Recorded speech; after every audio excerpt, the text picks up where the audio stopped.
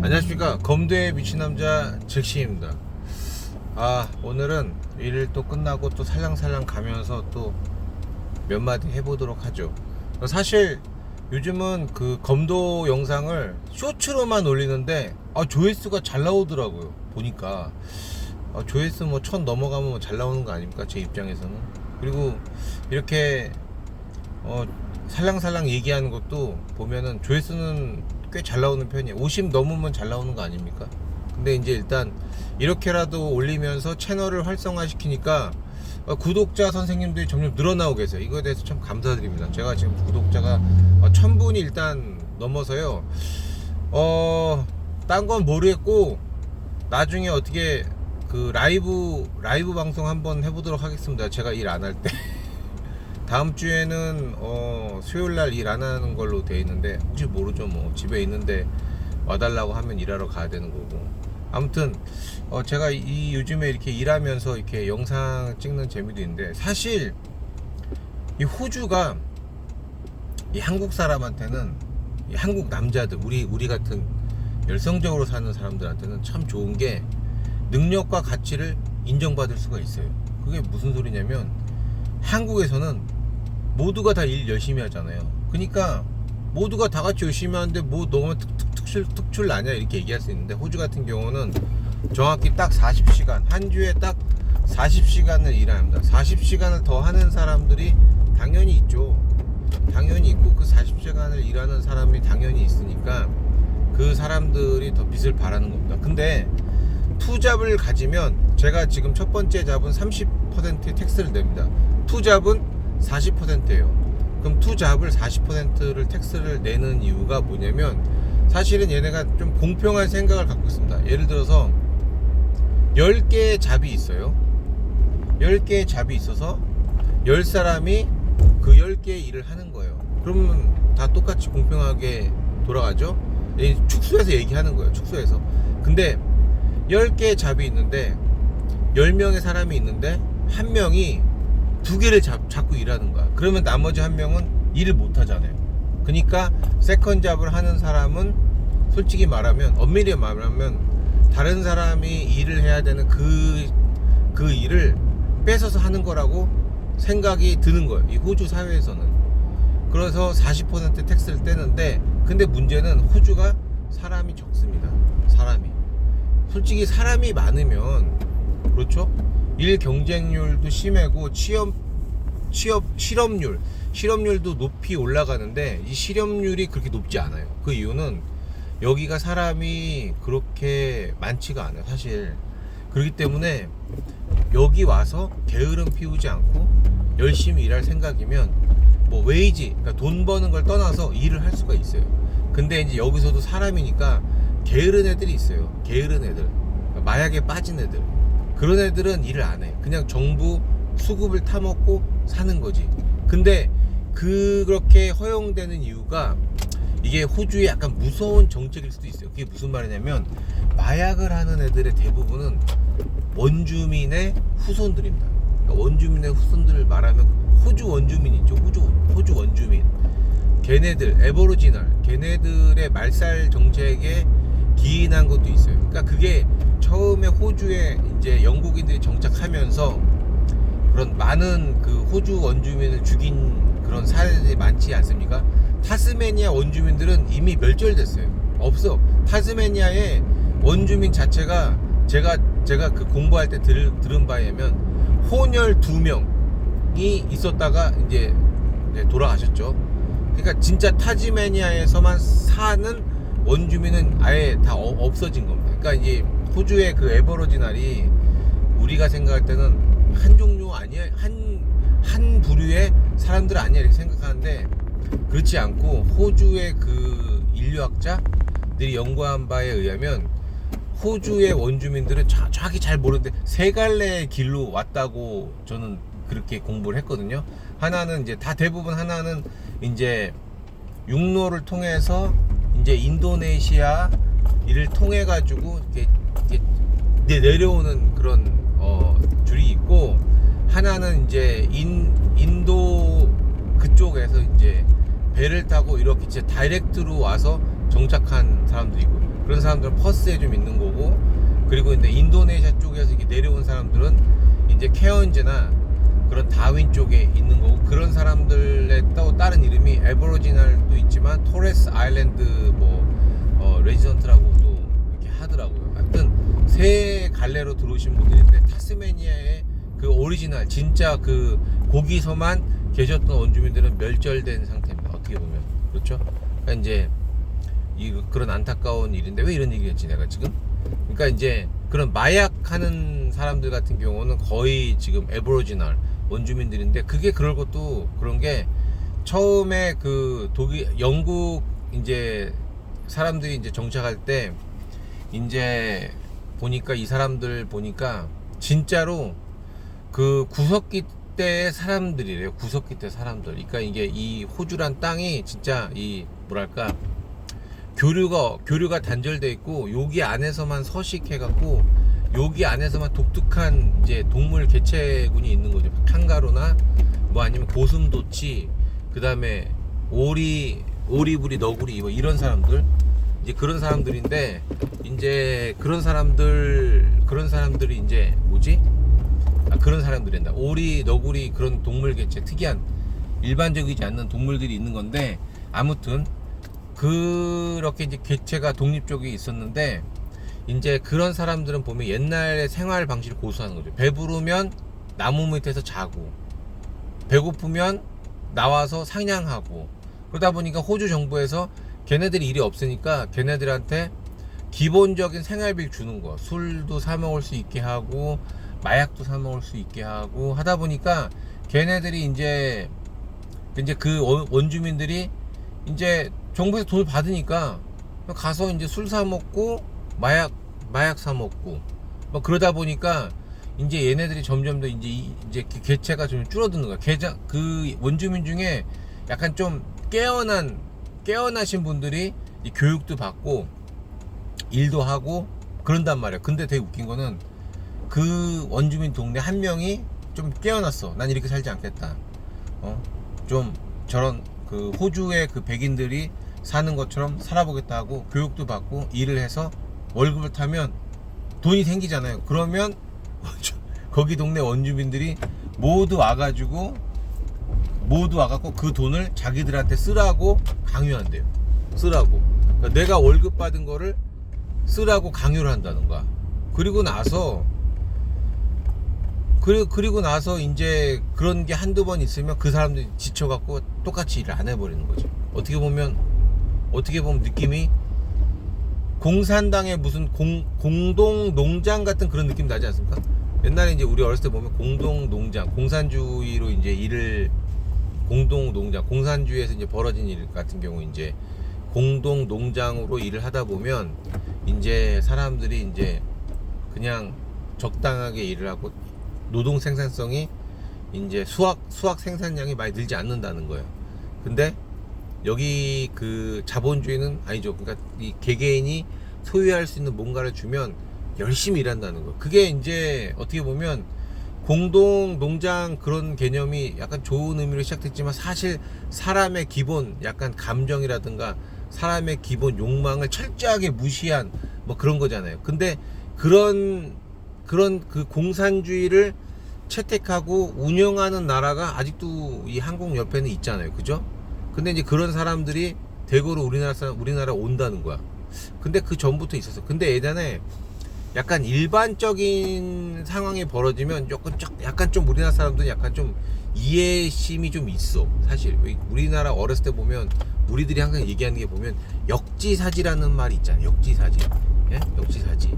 그리고 우리가 이제 살아가면서 속았던 거가 큰 게 뭐냐면, 이제 삼국지를 좋아하시는 분들은 삼국지를 많이 읽으면서 막 그 유비의 온화함, 그리고 그 관우의 그 웅장한 기계, 막 이런 거를 생각했기 때문에 92년도에 그 이제 중국이랑 이제 그 외교를 맺고 이제 중화민국이랑 수교가 딱 끊어졌을 때, 이제 사람들이 이 대륙의 그런 기계 이런 거를 많이 생각해 갖고 엄청 좋아했는데, 막상 거기다 물건 오더하고 주문 받으면 뭐 컨테이너에 이제 뭐 예를 들어서 뭐 철광석을 주문했는데 컨테이너에 오는 건 철광석이 아니고 돌멩이. 지금 방금 큰 트럭이 내 옆을 지나가면서 지금 이제 약간 돌가락 같은 게 떨어졌어요.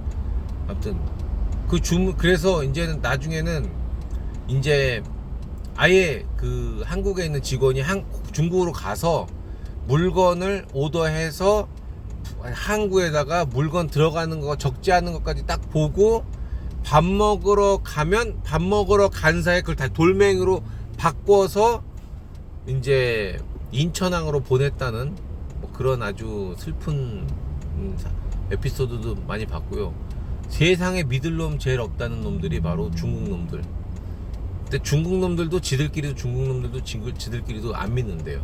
그러니까 제가 지금 호주에서 일하는 거로 시작해갖고 지금 이렇게 나왔는데 왜 그러냐면 중국의 그 삼국지 읽어보면 유명한 게 이렇게 권모술수나 아니면은 막 속임수를 써가지고 어느 지역을 장악해.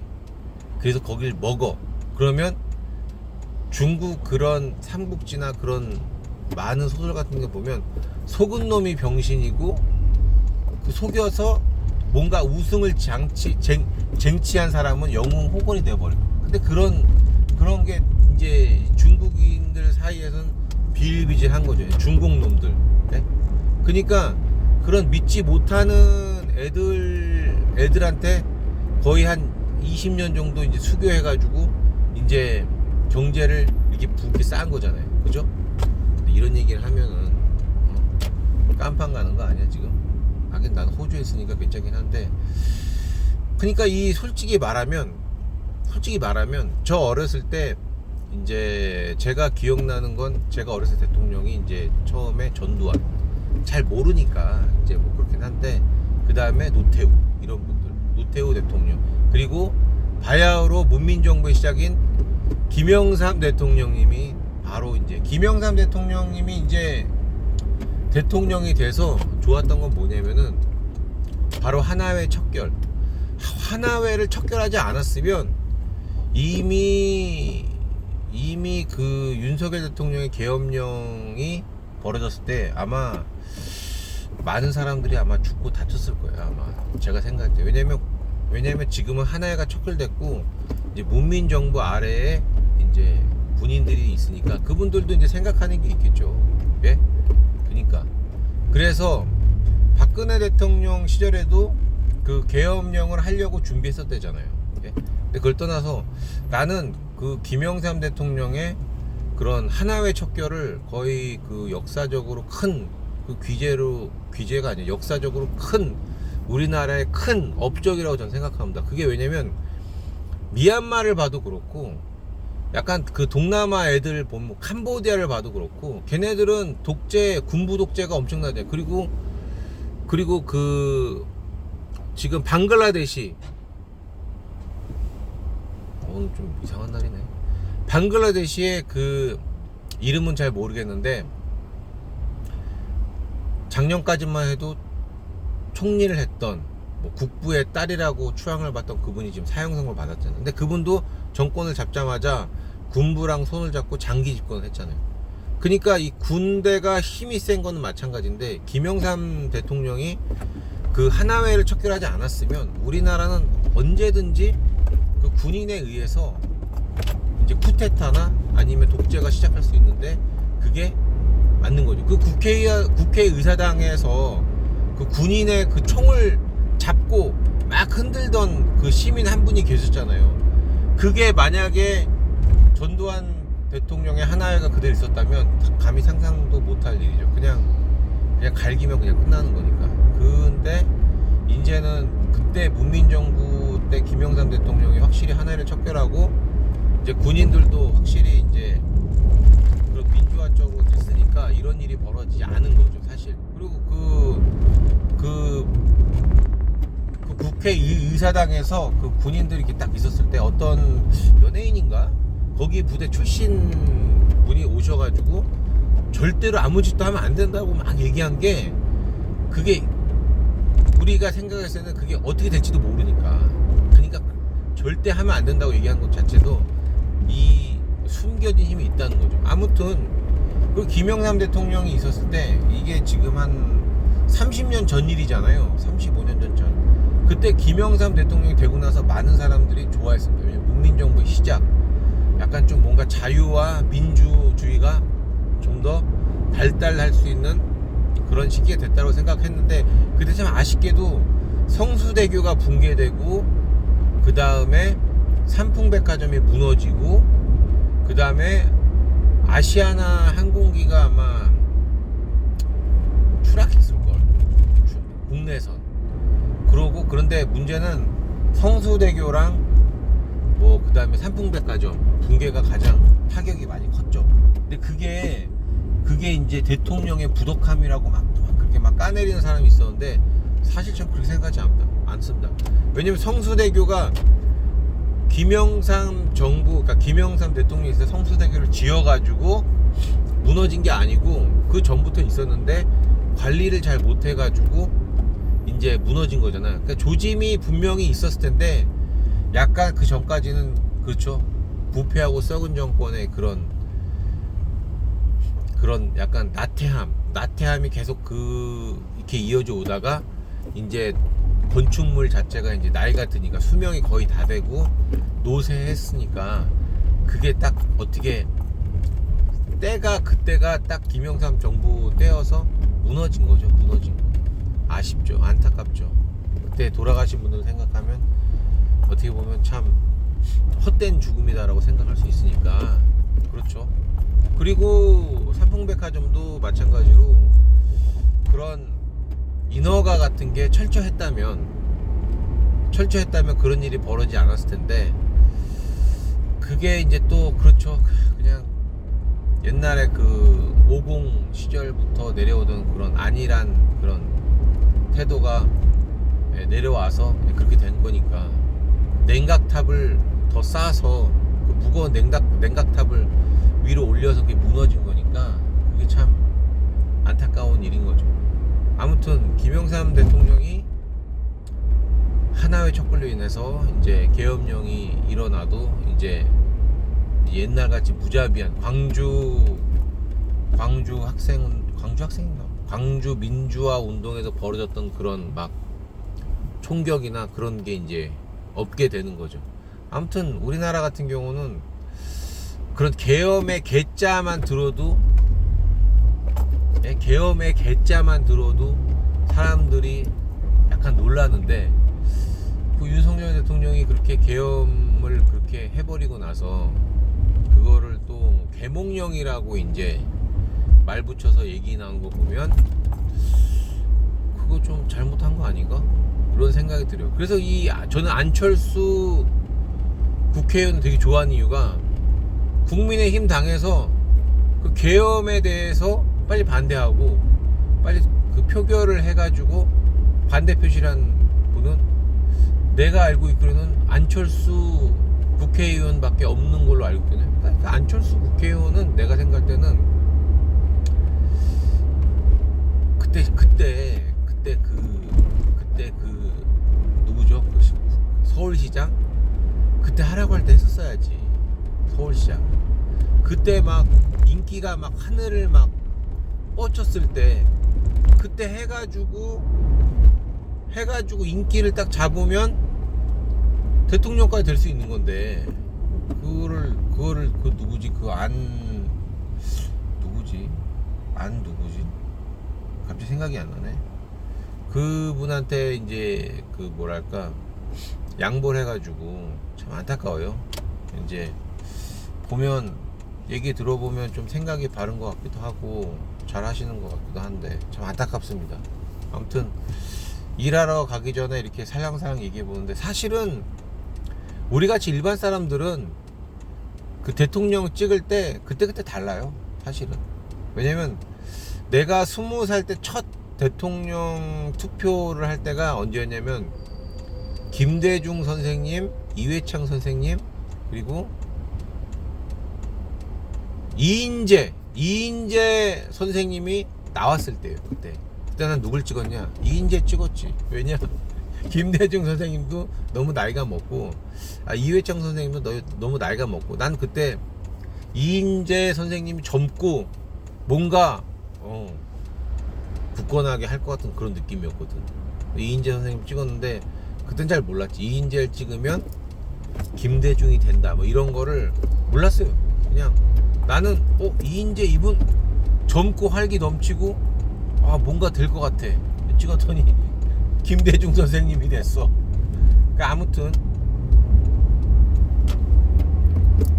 아무튼 제가 생각할 때는 일반 사람들은 그때그때 달라. 그러니까 물론 골수로 나는 좌파, 골수로 나는 우파. 그러니까 이번에 보면 나는 골수로 국민의힘이 누가 나와도 난 이 사람 찍을 거야. 김문수 찍은 사람 되게 많잖아요. 그리고 나는 무조건 좌파는 무조건 이 사람 누가 나와도 이 사람 찍을 거야 해서 나왔는데 이재명 대통령이 나왔잖아요. 이재명 후보. 그래서 이재명 후보가 나와서 원래 민주당인데 그냥 김문수 찍은 사람도 있다고 하더라고요. 그거 보면 우리 일반 사람들은 그냥 그때그때 달라. 진짜로. 왜냐면 그 노무현 대통령 찍고 나서 노무현 대통령이 정치를 지금이야 막 그런 영상 같은 거 보고 이때 이 사람 잘했네. 이때 이 사람 말 참 괜찮았네. 이렇게 얘기해도 지나고 온 다음에 알았지. 그때 당시에는 경기도 안 좋고 막 그러니까 별로 별로 찍어놓고 별론데 그리고 경기가 그때 막 취업률도 최악으로 안 좋고 하니까 별론데 그러다 이명박 대통령 나오니까 이명박 대통령 CEO 출신 야 경기 하나는 끝깔나게 살릴 것 같은데 그리고 이제 막 찍었는데 그러다 보니까 막 갑자기 명박산성 같은 거 막 나오고 막 환율이 막 그때 호주 달러 1,200원까지 올랐거든요. 호주 달러 1,200원까지 오르고 한국은 1,900원까지 올랐죠. 근데 통화 스와핑 하고 지나 보니까 이명박 대통령이 경기를 잘 이끈 거였어. 그때가 진짜 그 리만 브라더 사태 때문에 경기가 엄청 안 좋을 때인데 그나마 이명박 대통령이 있어서 성공한 거라고 사람들이 그러더라고요. 저는 그때 유학생 생활이었고 그때 힘들어서 죽는 줄 알았어요. 진짜. 왜냐면 환율이 제가 얘기했잖아요. 워킹홀리데이 가서 710원에 왔었는데 이명박 대통령 되고 나서 계속 환율이 올라가고 1,200원까지 올랐는데 그게 우리나라만의 잘못은 아니었어요. 왜냐면 같이 유학을 하던 뭐 다른 사람들 얘기 들어보면 걔네들도 환율 되게 올랐거든. 중국만 낮아서 중국만 환율이 낮아져서 걔네들이 신나했지. 잠깐만 일하는 데까지 왔다. 잠깐만 제가 이제 또 영상을 또 마저 찍고 올리겠습니다.